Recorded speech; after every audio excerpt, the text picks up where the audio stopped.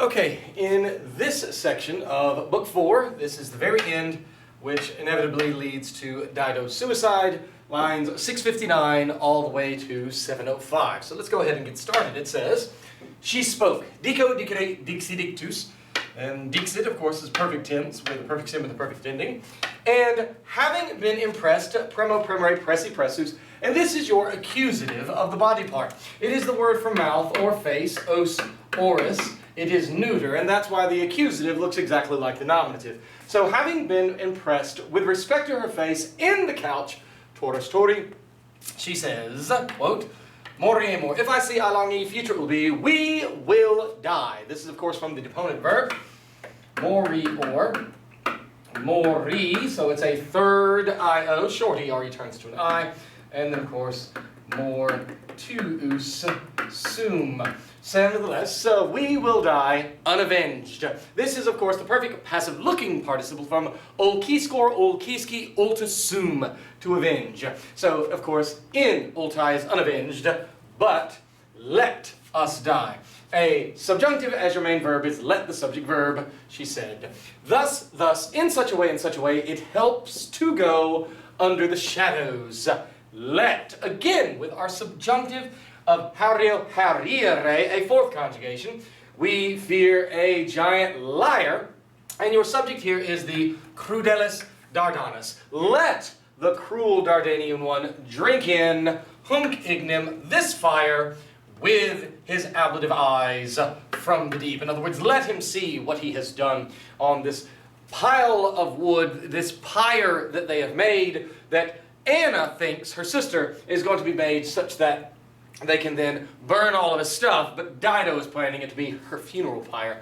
And let him bear, let him endure, let him carry with himself, Pharaoh ferry tulilatus, we fear a giant liar. Remember that the verbs wolo wele, nolo nole, and Pharaoh ferre want to be third conjugation so bad, so their subjunctive has that A of we fear a giant liar.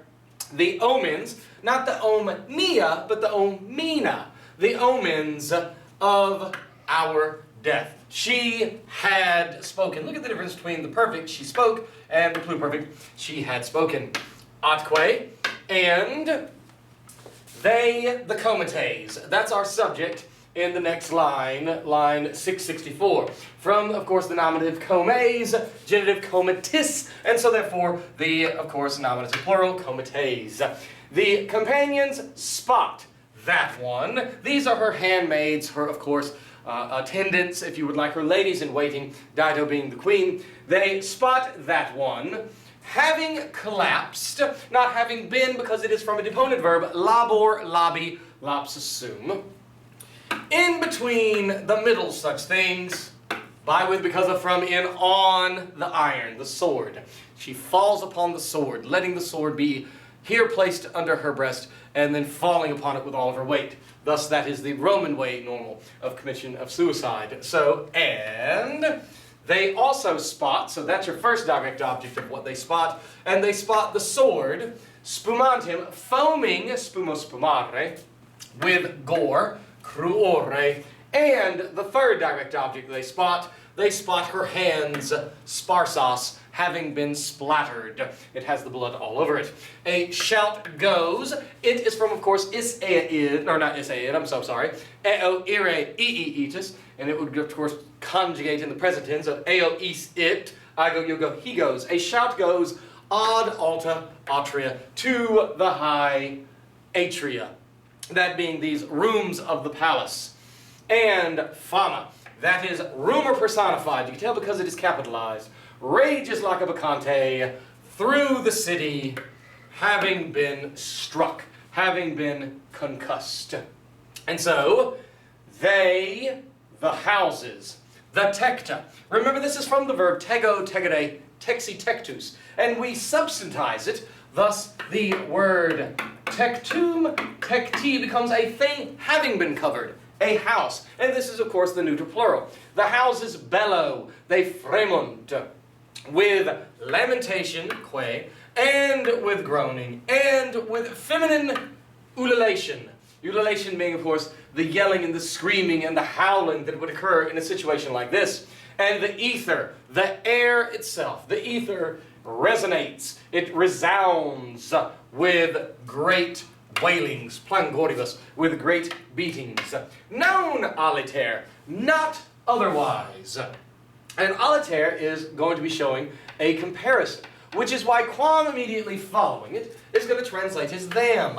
Not differently, not otherwise than if all Carthage, omnis Carthago in the nominative, should rush. This, of course, is from ruo ruare, and should rush with the enemies having been sent in. And so the reaction of the city to this death of Dido is the same as if they were under attack. The city itself is collapsing in the form of Dido, which is the embodiment of the city itself.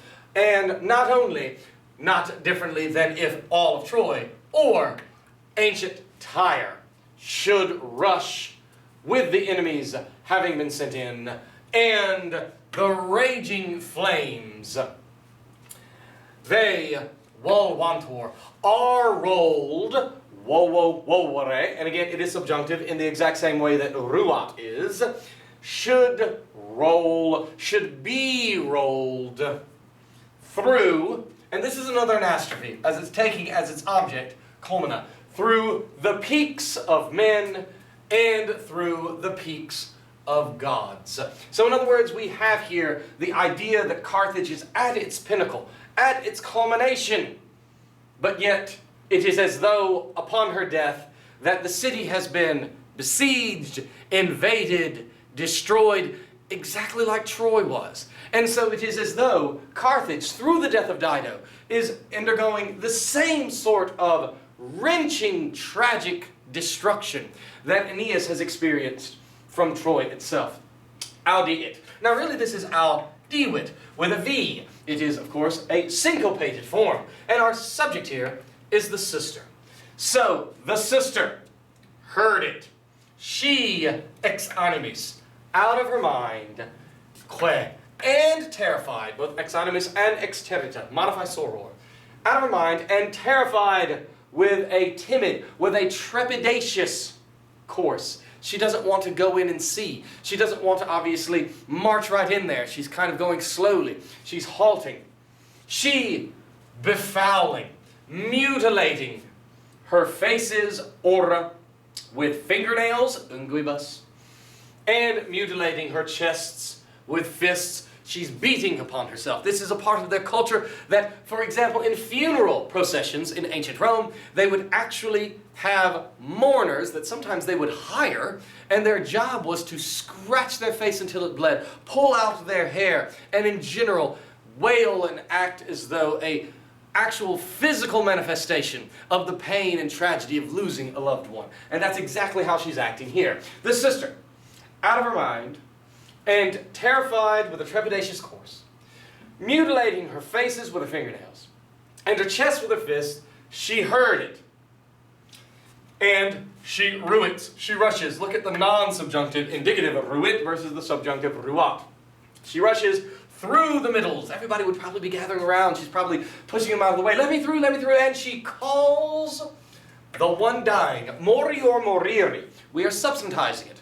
The one verbing by name. This is reminiscent of a Roman funeral practice known as the conclamatio, when you call out the name of the person who is dead in a symbolic way of almost even calling him back from the death.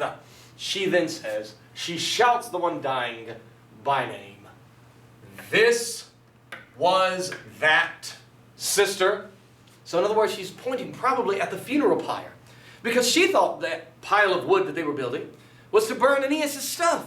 She didn't realize that Dido had planned for it to be the place of her own death, that she is committing suicide with the sword of Aeneas, and that will then become her funeral pyre. This was that sister. You were seeking me by fraud. You were enlisting my help to help you build this pyre, and you didn't even let me know or even let on that this was your plan. That freaking, remember, estee is like a alud, but it has a pejorative sense to it. That stupid, that freaking funeral pyre. The fires And the alters, three subjects that are here, nominative subject, nominative subject, nominative subject, they were preparing this for me, i.e. the fact that you were there lying dead on it.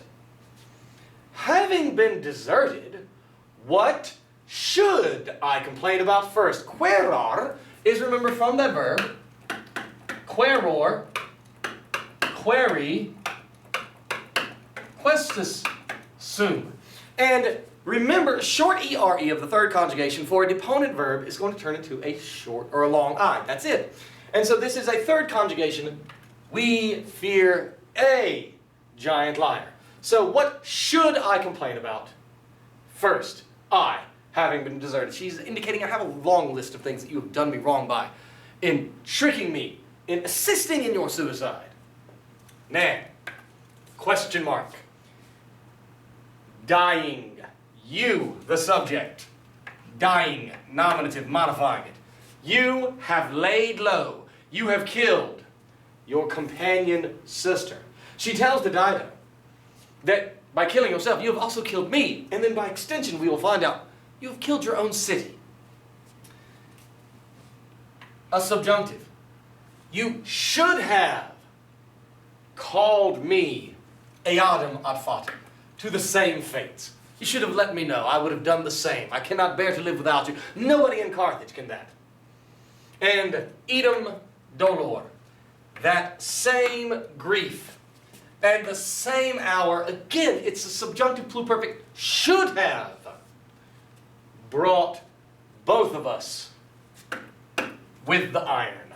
In other words, I wanted to die in the same grief that you are, and at the same time. That time should have brought both of us, ambas, like